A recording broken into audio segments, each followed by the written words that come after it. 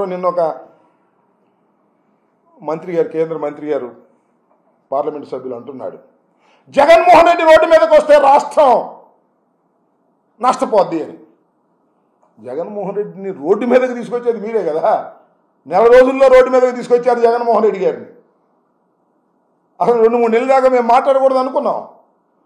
నెల 15 రోజులకే వినుకొండలో దౌర్జన్యం చేసి, దారుణమైన హత్య చేసి, మీరు ఇవాళ జగన్మోహన్ రెడ్డి గారిని రోడ్డు మీదకు తీసుకొచ్చే పరిస్థితి చేస్తున్నారు.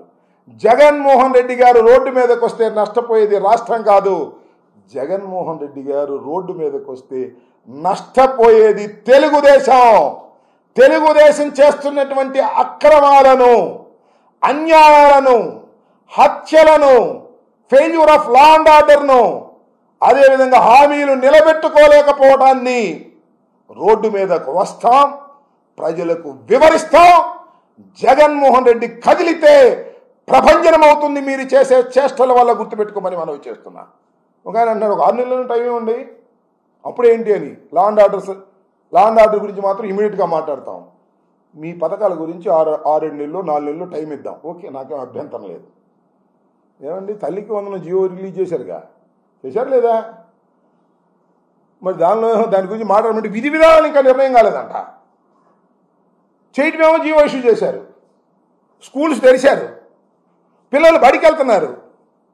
తల్లికి వందనంలో తల్లికి ఇవ్వలేదు, పిల్లలకి ఇవ్వలేదు, విధి విధానాలు నిర్ణయిస్తాం. ఏంది విధి విధానాలు నిర్ణయించేది?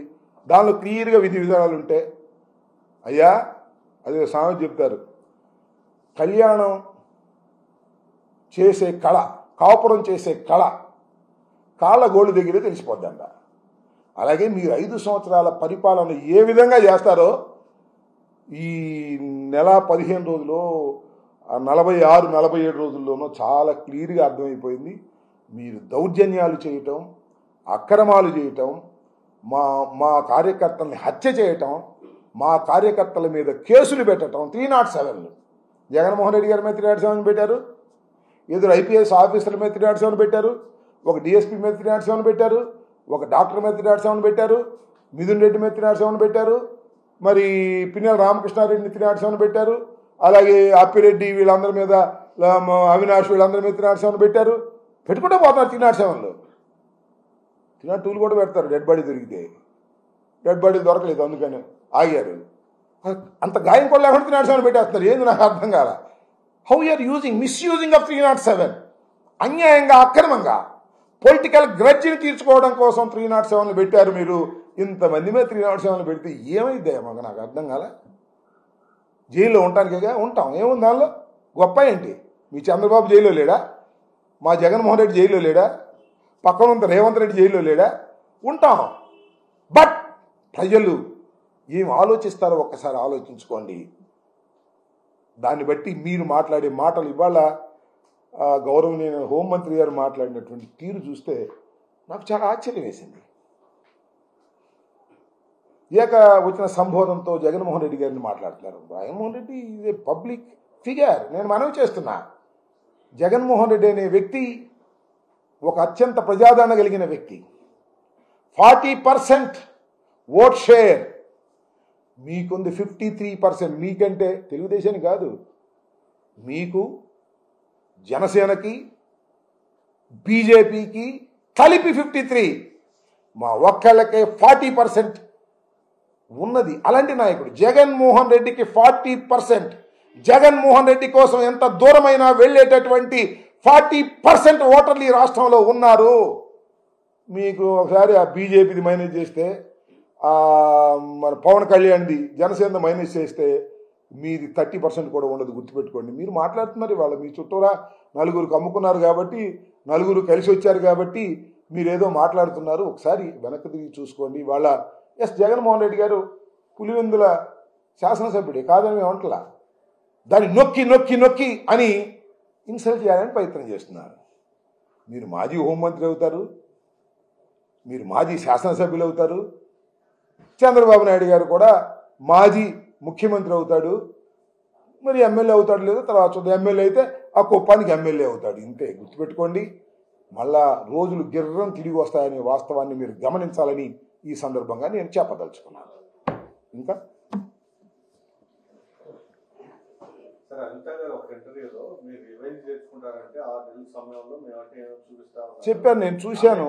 నేను హోంమంత్రి గారు అప్పుడు ఒక ఇంటర్వ్యూలో అంటే రాధాకృష్ణ ఇంటర్వ్యూలో అనుకుంటా ఒక 6 నెలల టైంలో మొత్తం అన్ని చాప్టర్లు క్లోజ్ చేస్తా ఉన్నారు, అదే కార్యక్రమంలో ఉన్నారు. ఇప్పుడు అనిత గారి వాళ్ళ హోంమంత్రి కాకముందు ఆ మాట అన్నారు. మరి అన్నీ తానే నడుపుతున్నటువంటి తెర వెనుక నడుపుతున్నటువంటి లోకేష్ గారు చెప్పాడు కదా, రెడ్ బుక్ జాగ్రత్త, అన్ని రెడ్ బుక్లో ఉన్నాయి రాసుకుంటున్నా, మనం రాగానే వాటిని తీసే బాధ్యత రెచ్చగొట్టారని మనం చూస్తున్నాం. నేను ఏదేంటంటే ఒక ఎమ్మెల్యే పేరు చెప్పటం, ఆ ఊరెళ్ళి ఆ ఎమ్మెల్యేది రెడ్ బుక్లో ఉంది, బట్టల ఊడదీసి నడి బజారు మీద నడిపించే బాధ్యతనే తీసుకుంటానన్నాడు లోకేష్ గారు. మరి ఆ బాధ్యత తీసుకుంటున్నారు కాబట్టి వీళ్ళు ఆ పని చేస్తున్నారు. ఇక ఇళ్ళ మీద పట్టడం, దౌర్జన్యం చేయటం, ఈ కార్యక్రమం. నేను ఒక మాట చెప్తున్నా, ఇవాళ తెలుగుదేశం కార్యకర్తలకు ఏ విధమైన కాన్ఫిడెన్స్ ఉందంటే మనం ఏం చేసినా పోలీసులు మనం ఏం చేయరు అనేటువంటి కాన్ఫిడెన్స్ చంద్రబాబు నాయుడు గారు, లోకేష్, హోంమంత్రి గారు వాళ్ళకి ఇచ్చారు. ఆ కాన్ఫిడెన్స్ని బ్రేక్ చేయకపోతే మీరు సర్వనాశనం అయిపోతారు, గుర్తుపెట్టుకోమని మనం చేస్తున్నాం. పెద్ద పెద్ద యోధాన యోధులే ఓటమి పాలయ్యారు, గుర్తుపెట్టుకోండి. మీరు మీ కార్యకర్తలకి మనం ఏం చేసినా మన మీద కేసులు ఉండవు, మనం మర్డర్ చేసినా మన మీద కేసులు ఉండవు, మనం దహనాలు చేసినా మన మీద కేసులు ఉండవు అనేటువంటి కాన్ఫిడెన్స్ని మీరు ఇచ్చారు. ఆ కాన్ఫిడెన్స్ని మీరు ఇచ్చిన తర్వాత మీ చేతిలో కూడా ఉండదు, గుర్తుపెట్టుకోండి. భస్మాసుర హస్తంలాగా మీరే మీ నెత్తిన చేయి పెట్టుకొని భస్మం అయిపోతారు. ఒకసారి మీరు మాబును వదిలారంటే మన చేతిలో ఉండరు. ఎవరైనా ఏ పార్టీలో అయినా ఒకసారి వాళ్ళని వదిలేస్తే, కట్టడి లేకుండా వదిలేస్తే, మీకెందుకు మేము చూసుకుంటామని వదిలేస్తే తిరిగి తిరిగి మీళ్ళ మీద కూడా వస్తారు, గుర్తుపెట్టుకోమని మనం చేస్తున్నా. ఇది అరాచకమైన పాలనకి పునాదులు పడ్డాయి. దీని నుంచి మీరు తిరిగి రావడం కష్టమవుతుంది. ఇప్పటికైనా జాగ్రత్త చేసుకోమని తెలుగుదేశం పార్టీ నాయకులకి, ముఖ్యంగా చంద్రబాబు నాయుడు గారికి, అలాగే లోకేష్ గారికి, గౌరవనీయులైనటువంటి అనిత గారికి, వారికి ప్రత్యేకంగా నేను విజ్ఞప్తి చేయదలుచుకున్నా మీ ద్వారా.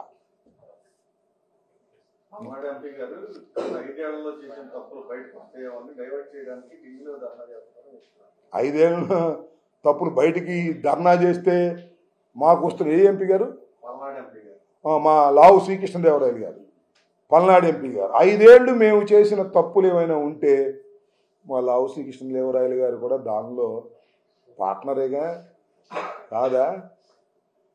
ఎందుకు 5 ఏళ్ళు మేము తప్పులు చేసి ఉంటే మీ ప్రభుత్వం వచ్చింది కదా, టేక్ ఎన్ యాక్షన్. ఎవరు కాదన్నారు? మీ చేతుల్లో ఉంది కదా అధికారం.